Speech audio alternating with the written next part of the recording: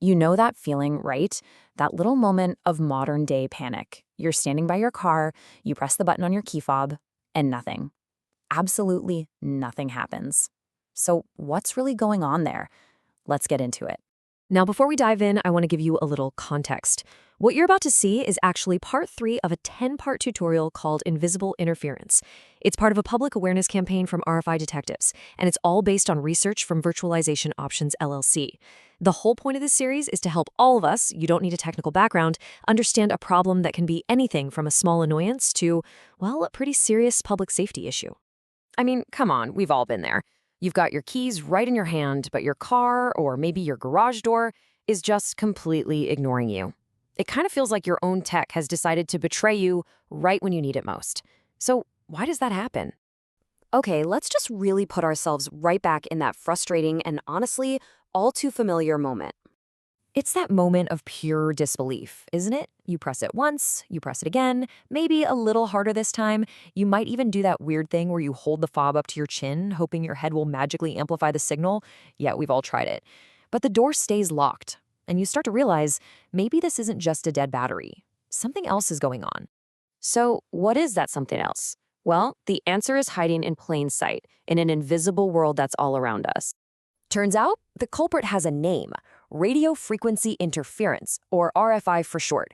Put simply, it's when the signal from your key fob gets totally drowned out or just plain blocked by other stronger signals flying through the air.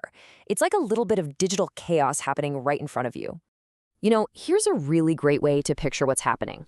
Imagine that all the available radio frequencies are like a plot of land. It's a fixed size, you can't make any more of it, ever. So naturally, it's going to get pretty crowded, right? And this really shows you just how crowded that piece of real estate is. Your little key fob is trying to send this tiny, quiet message through a massive storm of other signals. We're talking TV broadcasts, Wi-Fi from every building, all of our cell phones, and even critical communications for police and firefighters. It's literally fighting for a clear lane on an invisible superhighway. So the big question is this invisible traffic jam just an accident, or could there be something a little more deliberate, a little more like sabotage going on? Yeah, this is a super important point. RFI isn't just one thing. It can come from very different places, and sometimes for very different reasons. It pretty much boils down to two main types. On one side, you've got accidental interference. The best way to think of this is like two people trying to talk at the exact same time in a loud, crowded room. It's just a byproduct of having so many devices sharing the same space. But then on the other side, you have deliberate interference. This is caused by illegal devices called jammers, and it's much more sinister. It's like someone intentionally screaming in your face just so no one can hear what you're trying to say. And let's be perfectly clear, these jammers are no joke.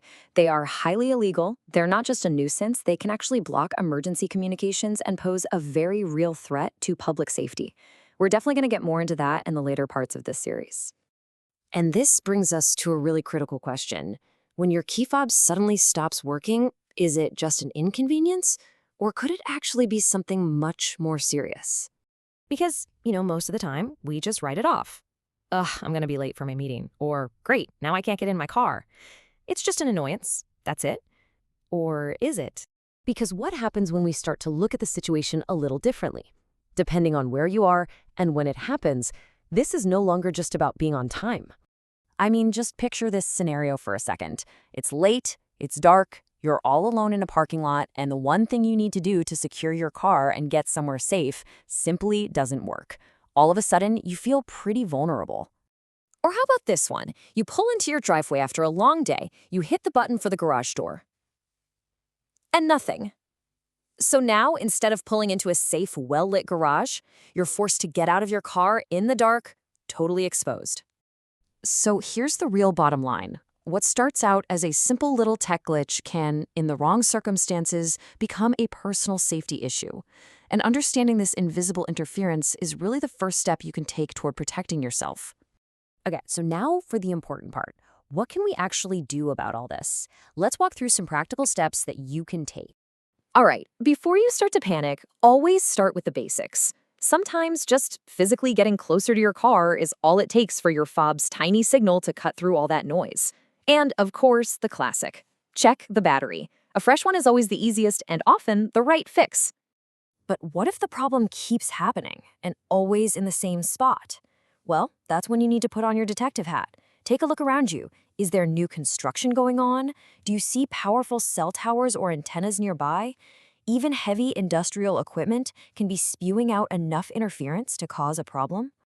But beyond just troubleshooting in the moment, there is one really key proactive step that you can take to shield your devices before interference even has a chance to mess with them.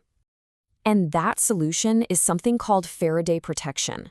It's usually a special signal-blocking pouch or a little box. It works by creating a shield that literally blocks external radio signals from getting in or out. This keeps the electronics inside your fob safe from getting scrambled. It's a really simple step that can make a huge difference. And that really brings us to our final thought for today. We've just seen how fragile the signal for a simple car key can be. It really makes you wonder, doesn't it? What about your home's Wi-Fi, your security system? What about all the smart devices scattered around your house? What other parts of our lives depend completely on these invisible signals that might just be way more vulnerable than we think? We'll dig into that more in the next part of the series. Thanks for joining me.